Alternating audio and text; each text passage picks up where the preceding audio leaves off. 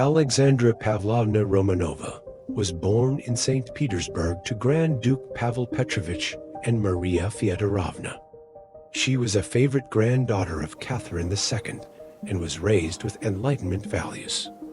From early on, she was trained in languages, history, music, and court etiquette, noted for her intellect and refinement. At a very young age, Alexandra became the wife of Hungarian Archduke Joseph, the Palatine of Hungary.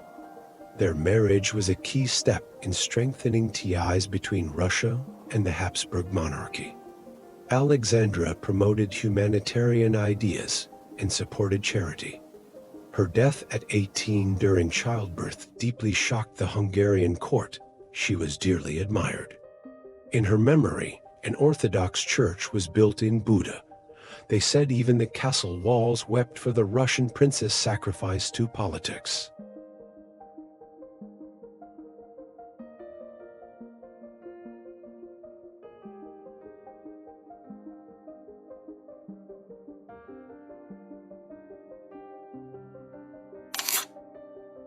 Victoria of Saxe-Coburg-Saalfeld was born in Coburg to a German ducal family.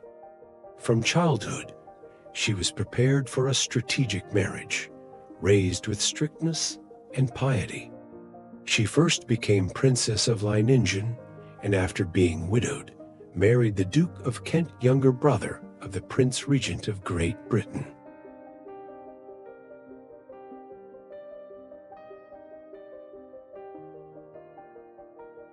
After the Duke of Kent's death, Victoria was left a widow with an infant, the future Queen Victoria. She withdrew to Kensington Palace and largely isolated her daughter from court, following what became known as the Kensington system.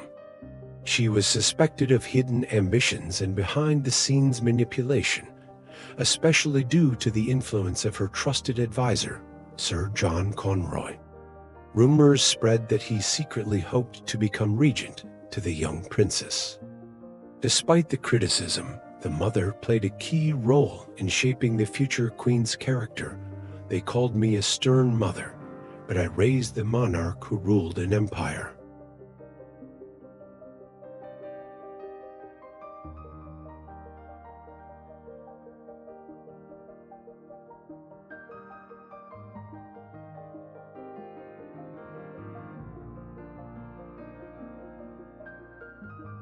Louis of Mecklenburg-Strelitz was born in Hanover to a noble but not wealthy family. Raised mostly by her grandmother, she received a strict education focused on morality and duty. At the age of 17, she met and married the future King Frederick William III, becoming a cherished queen. During the Napoleonic Wars, Louis became a symbol of national resistance. She openly opposed Napoleon and personally pleaded with him for peace terms for Prussia, though she was humiliated.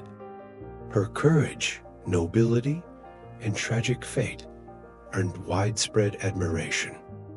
The queen died young, at only 34, turning her into a national martyr. After her death, her image grew into legend. Portraits adorned homes, and streets bore her name. It was rumored that Louis inspired the king to push for reform and resist capitulation.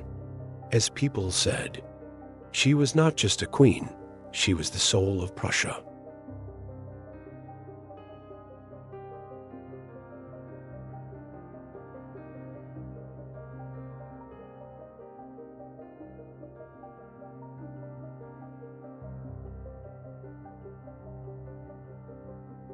Sophia Dorothea of Brunswick-Lüneburg was born into a prominent German ducal family.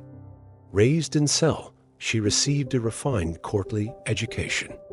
At the age of 16, she was married to her cousin, the future King George I of Great Britain, but the marriage proved unhappy.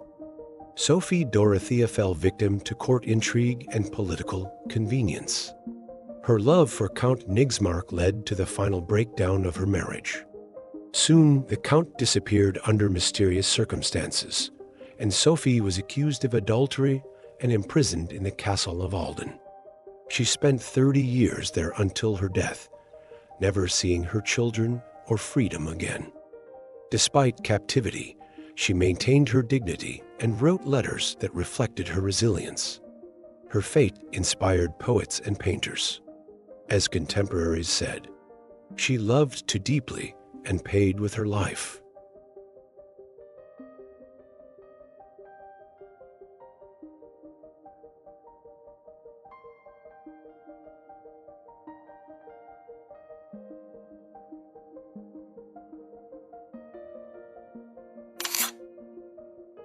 Lucrezia Panciatichi was born in Florence into the influential Panciatichi family. Educated in the spirit of Renaissance humanism, she became part of the intellectual and artistic circles of the time after marrying Bartolomeo Panciatichi, a well-known politician and thinker. Lucrezia was immortalized by Bronzino, portrayed with austere elegance, and a book symbolizing intellect and devotion. The portrait became an icon of mannerism. Her life remains mysterious. She and her husband were suspected of harboring Protestant sympathies and were watched by the Inquisition. Lucrezia died under unclear circumstances. She was later remembered as a woman of strong principles and intellect, a rare female equal in a man's world. She did not merely sit for a great painter. She stepped into eternity with an open book in her hands.